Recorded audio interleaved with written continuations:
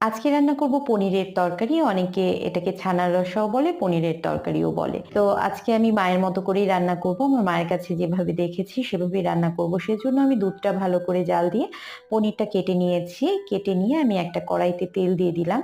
তার মধ্যে তেজপাতা, জিরে ফোড়ন দিয়ে দিলাম। তারপর আমি আগেই কিছু মসলা গুলে রেখেছি, জিরা বাটা, আদা বাটা, তারপর হচ্ছে ধনে গুঁড়ো, হলুদ, মরিচ এগুলো দিয়ে আমি গুলে রেখেছি। তারপর সেখানে আমি স্বাদ মতো লবণ দিয়ে মশলাটা ভালো করে কষিয়ে নিলাম। মশলা কষানো শেষে আমি আগে ভেজে রাখা আলুগুলো দিয়ে দিলাম আর একটু কষিয়ে তারপর আমি জল দিয়ে দিলাম। তো জল একটু ভালো করে ফুটতে দিলাম। তারপর আমি পনিরটা ছেড়ে দেব। কিন্তু আমি পনিরটা আজকে ভাজিনি, কারণ প্রতিদিন আমি ভেজেই রান্না করি। আজকে ভাবলাম দেখি ভাজা ছাড়া কিরকম টেস্ট হয়।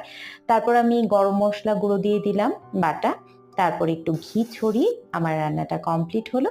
তো ভাজা ছাড়াও কিন্তু খারাপ হয়নি। হরে কৃষ্ণ।